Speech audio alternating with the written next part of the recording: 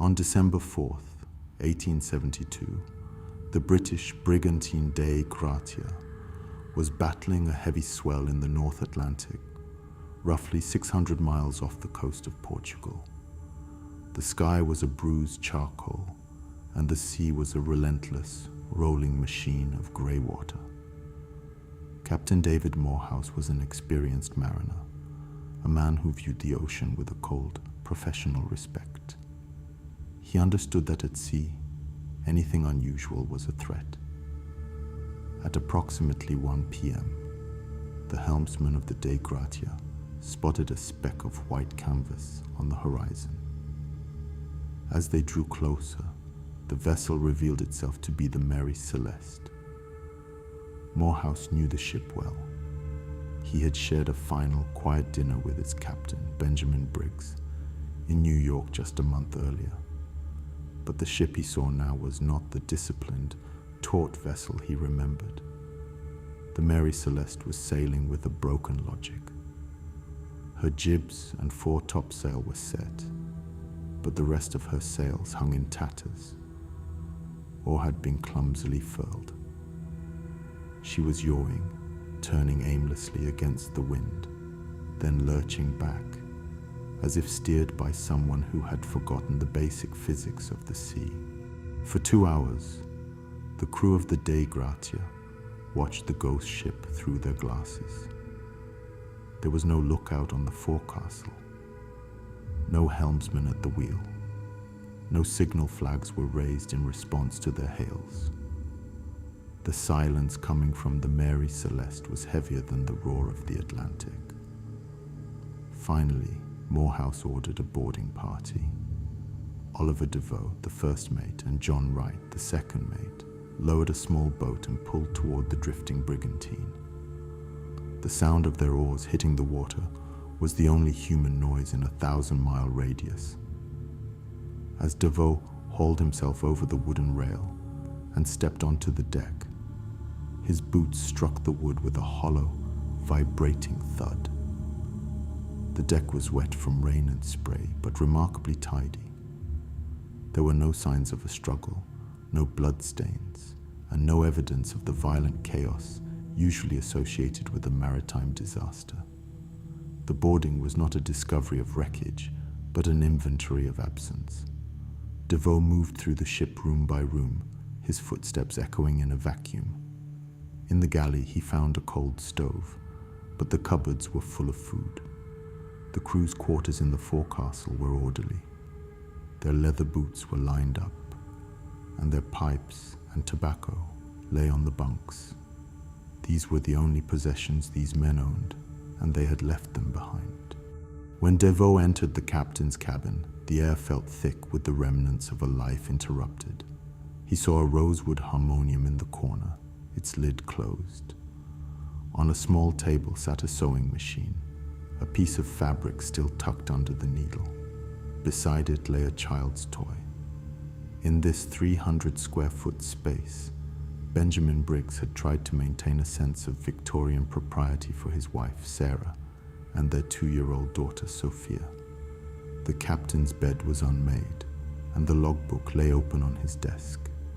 The last entry was dated November 25th, at 8 a.m.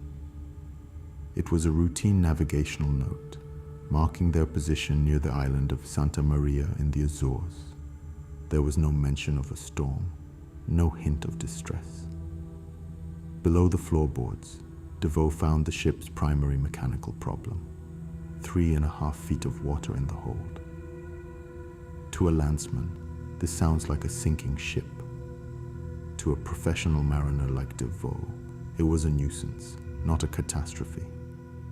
The Mary Celeste was a 282-ton vessel. 3 feet of water was well within the capacity of her pumps. She was fundamentally seaworthy. Yet, the only lifeboat was gone. The rail was lowered, and every soul was missing. To understand why 10 people would abandon a solid ship for the certain death of an open lifeboat, we must look at the mission itself.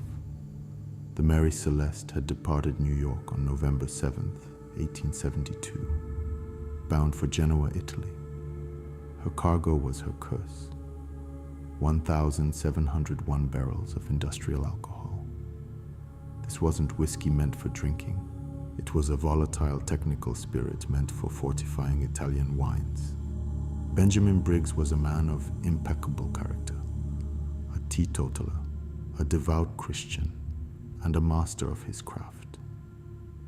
He had invested his own capital into this voyage. He wasn't just the captain. He was a husband and a father who had merged his domestic and professional worlds. His crew consisted of 7 experienced Danes and Germans, men known for their discipline. These were not sailors who would panic at a rough sea or a leaking cask. They were men who understood that the ship was their only sanctuary. However, beneath their feet, a silent physical process was occurring.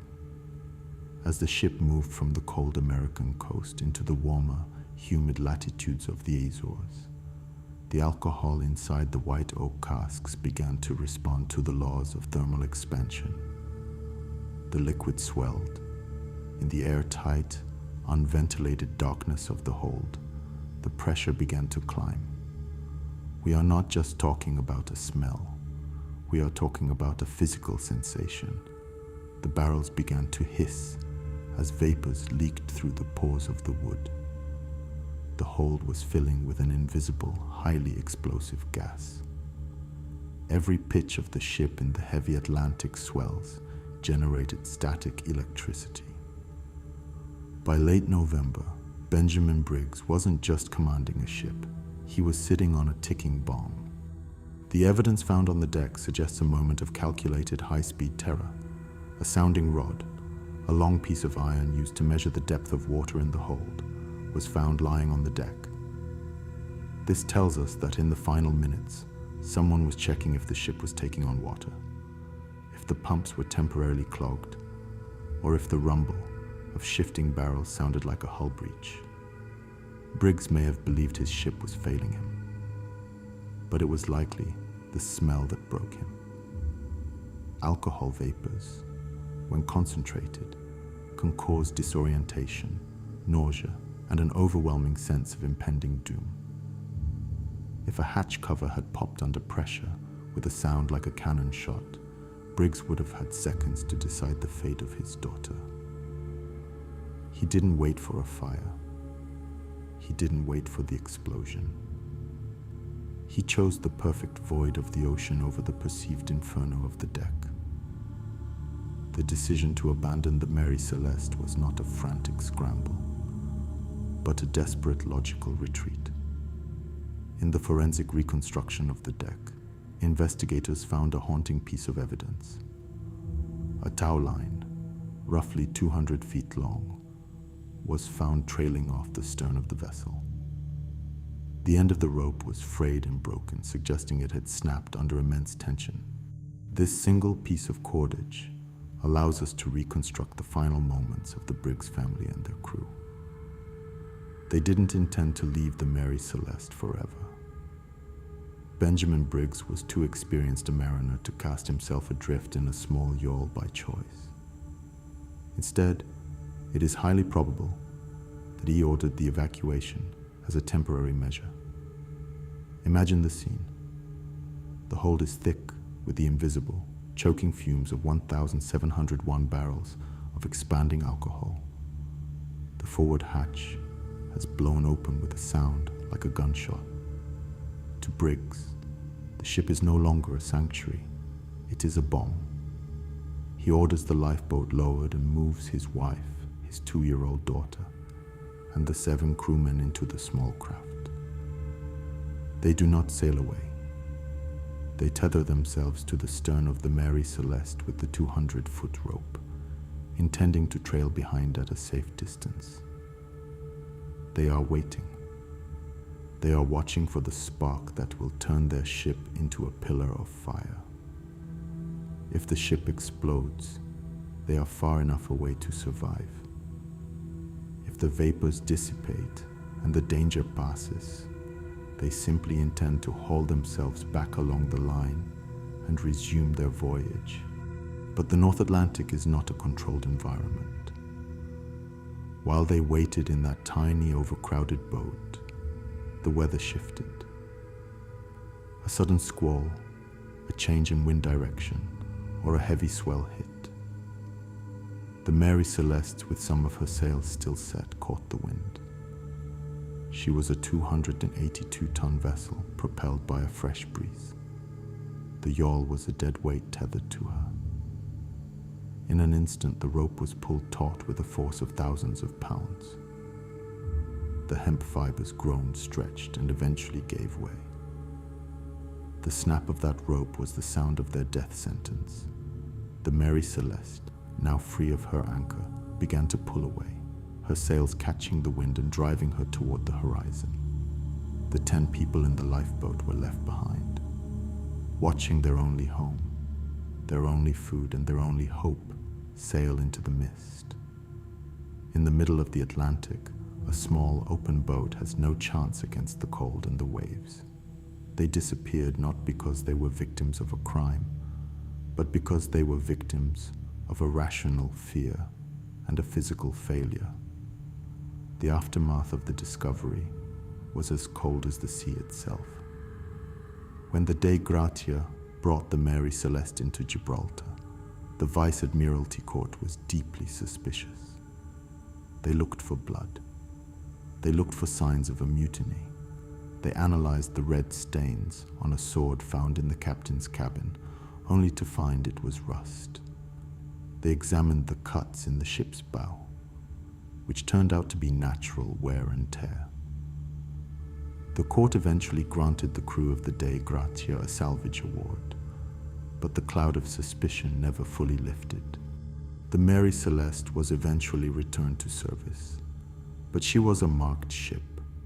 Sailors are a superstitious breed, and no one wanted to serve on a vessel that had eaten its crew. After a series of failed voyages and different owners, she was eventually wrecked off the coast of Haiti in 1885, a deliberate act of insurance fraud by her final captain, as if the ship itself demanded a violent end. Today, the story of the Mary Celeste remains the perfect void. It is a reminder that in the face of the unknown, even the most rational, professional, and protective among us can be driven to a fatal decision. Benjamin Briggs didn't fail his crew. He was simply a man trying to save his daughter from an invisible fire, only to find that the ocean was the far more patient killer. The mystery isn't where they went. It's the terrifying clarity of the moment they realized they couldn't get back.